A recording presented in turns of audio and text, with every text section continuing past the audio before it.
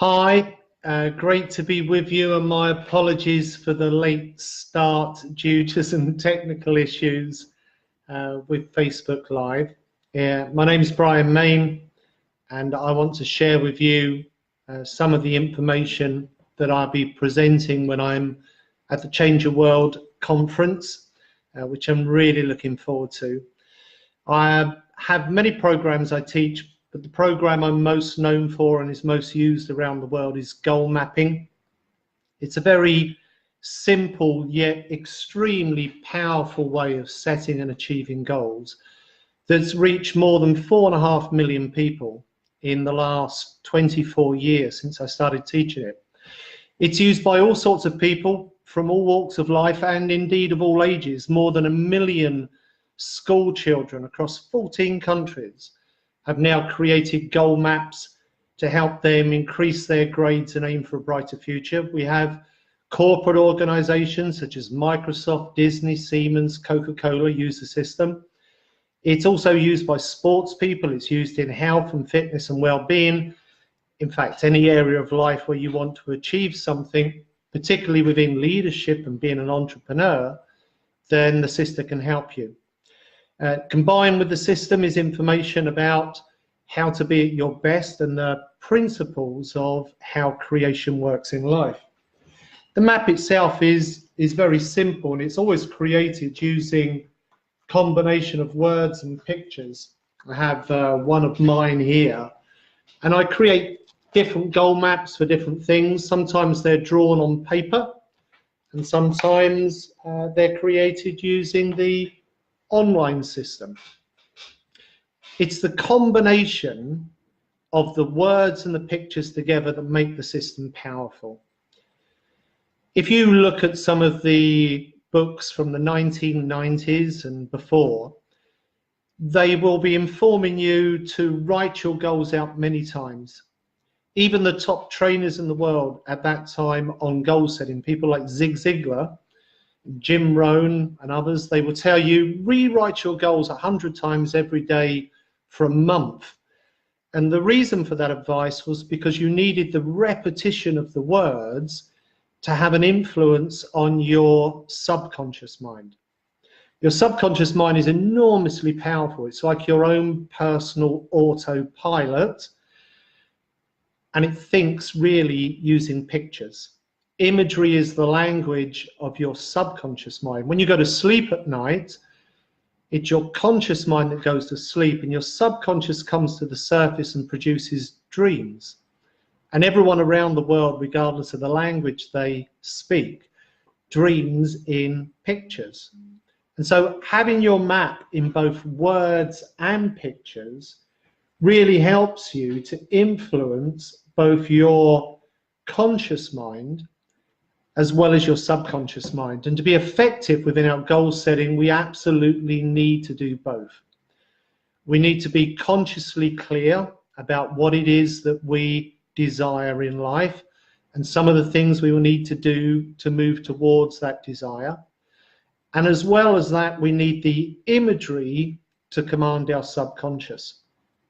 In recent years, dream boards have become popular, and I work with many people that have dream boards, and they do a goal map and they tell me it's more powerful for them. And the reason is that on a dream board there are often pictures but no words.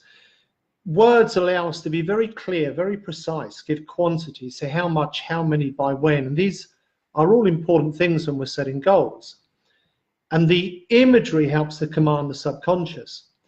Quite often with a dream board there won't be an action plan, and always with a goal map you go through 7 steps of mapping out what is it that you want, and that goes right in the middle as the main goal, and then other goals which go either side, why you want it at the top, a start and an achievement date, and then how and who. And by going through these 7 steps of asking yourself, well, what do I want from life? And then the second step, what's the priority? Because there may be many things, but what's the main thing to achieve that by achieving it helps me in the achievement of some of the others? And then creating it in words and pictures. so that you have that clarity and command your subconscious. And then identifying, why do I want it? What are the main motivating emotional reasons? When do I want it? Because if we don't give a date, it's not really a goal, it's a wish that may come along someday. And then, what are the actions I will need to take? How? And the final step, who? Who's going to help me? And sometimes the who is just you, and sometimes the who will be significant other people. And by going through these 7 steps, it not only creates your map, but it helps to form the brain cell connections that through that command your subconscious to move you towards the achievement of your goal. It's a system that's helped me so much to change my life. I travel around the world, lots of different countries. I'm actually at home today on the Isle of Wight, and I would turn the camera around to let you see the beautiful sea views here. I'm right on the seafront, and it is a wonderful sunny day. And I don't get here so much, actually. Around about 80% of my work is abroad. I speak at a lot of conferences, giving presentations on goal mapping, and it's so different from my life in the past. I was born into a traveling funfair family, and on both sides of my family I'm related to circus families. So on my father's side, Chipperfield's Circus are my cousins, and on my mother's side, Smart's Circus. And my ancestors have operated funfair and carnival equipment for generations, and I was born into that life. In addition to that, the year I was born, my father decided to come here to the Isle of Wight, where I am today, and he opened up his travelling amusements for the tourist industry through the summer months. And so growing up, I had several homes. I had one home on the fun fairs for about 4 months each year. I had one home here on the Isle of Wight for 4 months while we opened up for the Mayne tourist season. And then I had a third home by Heathrow Airport, which was our winter base, where we'd park the fun fair equipment for the cold weather months. And so it meant several homes each year, 4 months at each one, different groups of friends each year, and different schools each year. I had a school on the mainland for the winter, at a different school here on the Isle of Wight for the summer, and no school while we travelled with the fun fairs. I only went to school for about 5 months each year, divided between 2 different schools, and never ever sat an exam in my life. Because of the timings when we moved, I always missed them. And in fact, I left school at 13, which sounds unusual, but is actually typical for kids of my generation that were born into the travelling amusement business. Most of the children would leave school at 13. And so I left without qualifications and also unable to read and write properly. I have dyslexia. So I just found it really hard moving around lots of different schools and dyslexia. I never learned to read and write. I didn't sit any qualifications. I left at 13.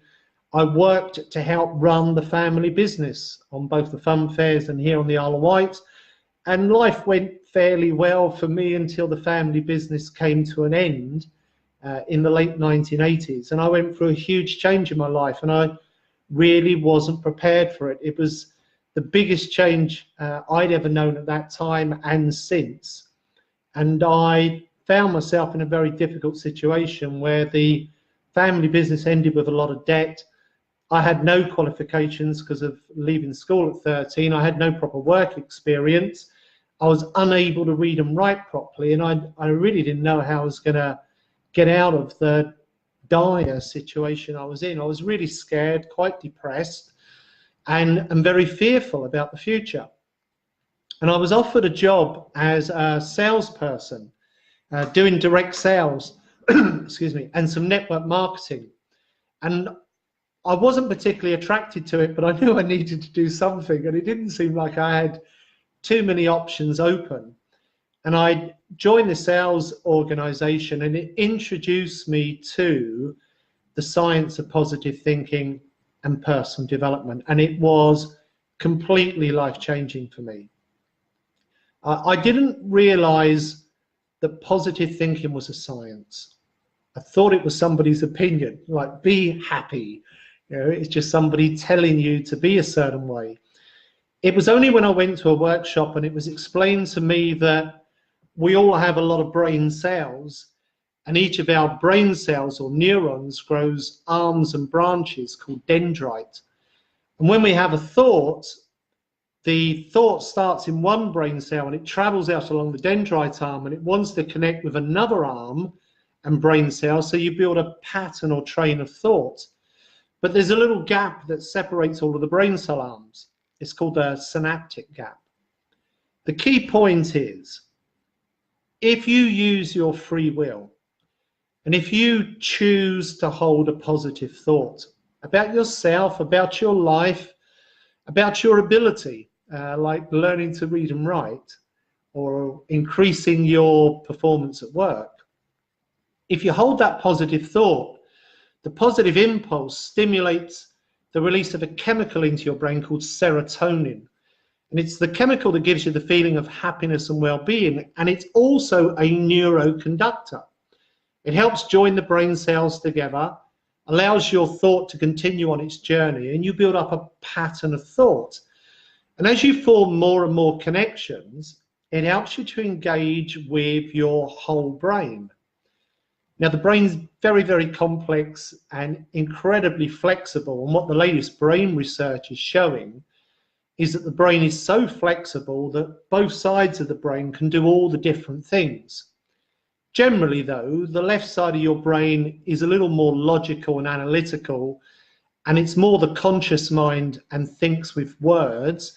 And the right side of your brain is a little more creative and free-flowing, and it's really the side of your mind that is connected to your subconscious, and it thinks by using pictures. And by using these two halves of your brain, or creative and logical thought, it helps you to be at your best. You come up with more ideas, and through the release of the serotonin, which helps you to feel good, you find the motivation to move towards your ideas. And with goal setting, you can start to get clear about what you want to do and what you choose to achieve in your life. And by forming more and more connections and maintaining the connection, you create beliefs. When the brain cells first fire and wire together, the connection isn't established, and so they break apart again. But if you repeat the same thought over for a number of days, if you tell yourself, yes, I'm going to do it, yes, I'm going to do it, yes, I'm going to do it, and you picture it in your mind, the brain cell connection becomes established and creates a belief. And the belief becomes a constant command to your subconscious. Go this way, be this way, do these things. The key with personal development is to know what your beliefs are and to enhance those that serve you and support you, and diminish those, break apart the brain cell connection, weaken it, of those that limit you or hold you back. Setting goals helps you to maintain that brain cell connection. And I really latched on to this information when it was first presented to me, and I used it within my sales activities as was intended, and I also used it in every other area of my life. And particularly, I focused it on teaching myself to read well. And by imagining myself reading, by telling myself I could do it, by making more effort, I gradually formed the brain cell connections that compensated for my learning challenges, and the words came into focus. And it was, for me, a very magical thing to learn to read well at age 30. And I wanted to read everything just because I could. Fortunately, I had a coach, the guy that was teaching this information in the sales organization, who liked me and started lending me his books and recommending to me that I read personal development. And I become fascinated in it, and everything that I read that made sense, I applied it in my life. And I believe it's the major key, is applying it. Lots of people know the information, but understanding it in a simple way and having techniques where you can apply it is life-changing. And gradually, my sales performance rose from the lowest in the team to the highest. Lots of people wanted to know about the techniques that I was using to help myself. I was more confident than ever before. I had higher self-esteem than ever before. I was learning a lot of new things, and so I started to make presentations for people. And gradually, I was spending more time making presentations than I was going and seeing clients with my sales activities, and I made the switch into training. Then I was recommended in 1994 to the Anthony Robbins organization. I was recruited as a trainer for Tony Robbins, making presentations around the UK mostly, but some abroad. And then I was recruited to teach another American trainer's work, a guy called Stephen Covey. And I was teaching a program called The 7 Habits of Highly Effective People. And I loved working with both Tony Robbins and Stephen Covey and teaching their material. And the big question that was always in my mind was, why are we not teaching this simple brain science of positive thinking and effective goal setting to our children as standard in school? It would have made such a difference to me. It was like the missing piece in the puzzle. And I met so many people during my presentations that were saying to me, Brian, I wish I'd seen this when I was younger. And I thought, why aren't we teaching it in schools? And it led me on to think about what's the best way of setting goals. Because there are different ideas and different versions, and it obviously works well for some people and not so well for others. So what are the essential things in goal setting? And I focused my reading only onto books about goal setting, and I spoke to all the experts that would talk to me around the world. And then driving my car late one night, thinking about it all, I suddenly had a flash come into my mind. And I saw that if you're going to set goals in a really powerful way, it is essential that you activate both your left logical mind as well as your right creative mind. If you don't engage the both with words and pictures, then you're either unclear about the goal, you just have a nice picture, or you're very clear about the goal, but it's not commanding your subconscious because it's simply not in a form of imagery that your subconscious responds to. And by having the two together, it makes it effective. I ran my first goal mapping workshop in 1995, and since then it has just spread. Nearly always through word of mouth recommendation from people that have used the system, have achieved a lot of things with it, and are recommending it to others. There are now 1,325 certified teachers, coaches, trainers, business consultants and therapists around the world that are also teaching the system. So the numbers of people that are helping their life being lifted with goal mapping are really accelerating in these recent years because of all the different people teaching the technique in different ways. When I'm at the Change the World conference, Change Your Life conference, I will be, Change Your World conference, sorry, I will be taking people through the 7 steps of how they create their own goal map and pointing people towards the free resources. So we have a free online program where people can create their map if they don't like drawing, and we have free printable templates and instructions for people that do want to do it on paper. And I use a combination of the two. I like to sit and draw my goals. It's a meditative, therapeutic experience. And having my map online is more powerful because it allows me to update my map, make changes to the map, and share the map with other people. At the click of a button, I can change anything I need to, and I can also bring somebody else in. I can either look at their goal map or they can look at mine. Why set goals? Well, quite simply, we live in a world that is changing faster than ever before. Every area and aspect of people's lives is changing at a phenomenal pace. And the thing to remember with change is that change always creates opportunity. The only way we can have something new, something different, something more is if there is change. The challenge is, if you look around the world, you'll find that the vast majority of people are in fear of uncertain change. So if you know for sure, or you feel for sure that the changes coming into your life are going to be good for you, that there's change coming into your life and you're going to be happier, healthier, wealthier, in a more loving relationship, whatever, then you greet the change. But if you're unsure what the change will mean for you, maybe you'll be less happy, maybe you'll be less prosperous, maybe relationship won't be so good, then people start to fear the change. And the challenge is, the change still happens, but the fear blinds you to the opportunity. When you're in fear, whatever you are afraid of just starts to look bigger and bigger and bigger. And you often miss the opportunities that are on the periphery of your vision, or are sometimes there right in front of you, but are hidden behind the negative picture you have of the change or the difficulty you perceive. Sometimes we can see the opportunities created by a change in our life, but we're too afraid to step forward and take them. Setting goals helps us to have a clear focus and to understand life in a more simple way. Life is very complex, but there are actually just a handful of simple principles that govern the process of creation. One of the analogies that really helped me when I was first learning personal development is that change is like the wind that blows. We can't control the force or the direction of the change always in our life. What is always within our power is to choose the set of our sail.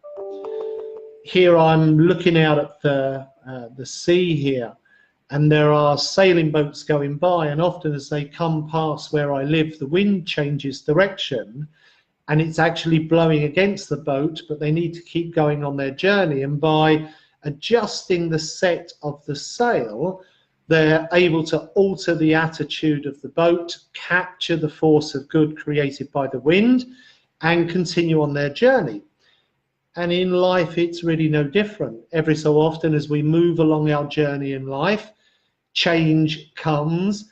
It may not always be favorable for us, but if we use our free will and we choose our outlook and we hold a positive focus, if we choose to work with a good attitude, if we choose our actions towards the changes that come into our life, we're able to both find and take the opportunities that are created by the change.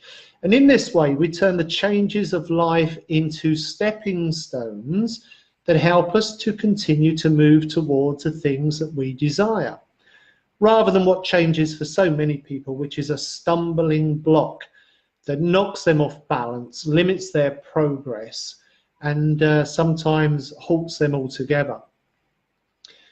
What is essential when moving along your journey in this fast changing world in which we live is that you are clear about where you want to go. And what goals really are beacons of light that we set for ourselves and by which we steer our course. And in a fast changing world, goals have never been more important than they are today. The more change there is, the more opportunity there is. But we need to be clear about where we are going and what we want to stand for in life, a sense of purpose and direction. Otherwise, we don't capture the opportunities. In a fast changing world, if you're not clear about where you want to go, then the wind of change becomes a storm.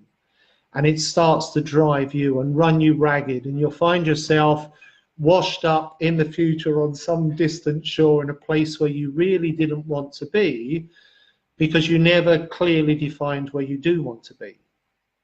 In setting the goal and creating a goal map, not only do you get clear in your conscious mind, but you command your subconscious to move you towards it. Your subconscious mind is many thousands of times more powerful than your conscious mind. It can do the most amazing things which the scientists and the doctors still do not understand. And there is one important thing that your subconscious mind cannot do, and that is it cannot make choices. It is not able to evaluate whether something is good for you or bad for you, true or false, right or wrong. It's almost mechanical. It responds to your dominant thought. Whatever you think about most, your subconscious accepts as the goal and moves you towards it. And unfortunately, this is why sometimes some people go into some degree or form of self-sabotage. Because in thinking about what they don't want, it actually commands their subconscious to move them towards it. A few years ago, on one of my public workshops, I had a guy who was a motorcycle riding instructor. And he was telling me that the big danger for motorcyclists are all of the many holes we have now in the roads. If you hit one of these big holes in your car, it can do a lot of damage. But if you hit one of these big holes on a motorbike or a push bike, it can throw you off the bike and it can be fatal. And 5, 6 people have died in recent years on bikes because of hitting these holes. And what they're teaching the motorcyclists is be aware of the hole, but whatever you do, don't stare at the hole. Because if you stare at the hole, you're actually commanding your subconscious to steer you to the hole. And when it was explained to me, I thought this is a great life principle. We're each on a little journey through life. There will be many holes as we move along our journey. There will be worries and concerns. And the key is be aware. We need to be aware of where the potential challenges are in life, but don't stare. Because when you stare, you start to move towards them. Whether that's staring at a problem in your life or staring at what you believe is wrong with you. If you overly focus on what is wrong with you, you lower your self-esteem and you become self-conscious. If you overly stare at what you believe is wrong in life, you just see more of that. Now, we need to be aware. We need to be aware of what it is in ourselves we want to improve, and we need to be aware of where the potential challenges are in life. And we need to keep our dominant focus on where we wish to go, what we wish to do, and who we choose to be. And in creating a goal map, you're cementing the positive. And by looking at the map once a day, which is why my folder is out, because I've been looking at my health and fitness map just now, then you are sending that positive command to keep you moving towards it, while at the same time your conscious mind is aware of any obstacles that need to be navigated, avoided, or overcome. I'm just going to take a quick look at the comments in the box and see if we have any questions. Somebody's saying they'd like to have known it when they were younger. Okay. What's the first step we should take once we've decided to make a change in our life? I believe it is creating a goal map or setting goals in some other way, because once you've decided to make the change, it's then important to be clear about it and to look at the map once a day, or to remind yourself of the goal once a day, so that you're strengthening those brain cell connections. And as they strengthen, they become an opinion, and as they strengthen more, they become a belief, and as they strengthen more, they become a conviction, a certainty about you achieving your goal. All of that commands your subconscious to move you towards it, and through the law of attraction to bring it to you, and you're programming your own mental filters so that you start to become aware of the opportunities to achieve that goal, rather than being overwhelmed by what looks like the difficulties. Every positive thought you think triggers the release of chemicals like serotonin and oxytocin, which give us a positive feeling that helps us to have both more motivation as well as influence in our behaviors and interactions with people. And through thoughts and word and feeling and action and deed, we make and shape our world around us. If you're interested to create your map, you can go onto my online system for free, and I don't send out lots of marketing material, and I don't show the data of anybody else. So if you want to sign up to the goal map, and you can do, and there's video instruction there to guide you through creating your own map, plus you'll receive an email with downloadable printable paper templates and a written page of instruction to take you through those 7 steps. Dream, have a little daydream about your future and what you want to achieve, and there may be many things. And so the second step, use your logical mind to identify the main thing to achieve, the one thing that once you achieved it is going to help you achieve some of the others. And then start to create your map in words and pictures so you have a clear image of what it is that you want to achieve. And then identify, why is it important to you? What are your main motivating emotional reasons? And I'm emphasizing emotional because we're really not motivated by logic. We're motivated by emotion. And so these are going to be reasons like fulfilling your potential, being on purpose, supporting your family, things that have a real emotional pull on you. And then when, give a date for the achievement of the goal. You may not achieve it by the date, but it's important to have a date to aim at. And then you have a start date, which creates a timeline. And then step 6, how? What are the actions you will need to take, little steps, to move along the path towards the achievement of your goal? And then final step 7, who's going to help? Is it just you, or are there significant others?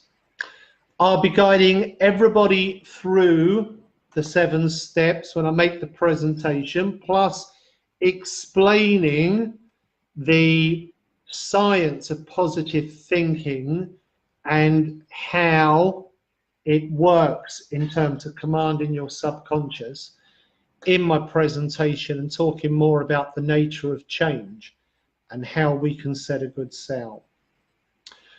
I can see one of the certified trainers from Norway is online, just joined. Hello, Siv. And she's been coaching people recently there with goal mapping executives, and it's been a pleasure to work with you, Siv, over these last months. So I'd bring up this link to the goalmapping.com website. If you go /register, or just go to the website and you can sign up there. There's a lot of information about goal mapping. There's free video, audio, downloads, as well as, of course, as the online software.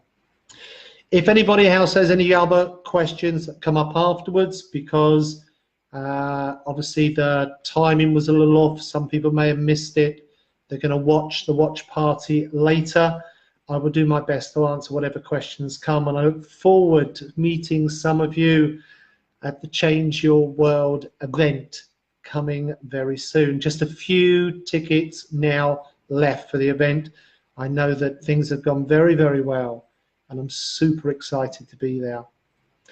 Have a great day, everyone. I'll just see if I can spin the camera around without it falling over, and you can perhaps see the view that I've got out the window at the sea. I'm going to go have a cup of tea on the balcony. Lots of love. Bye for now.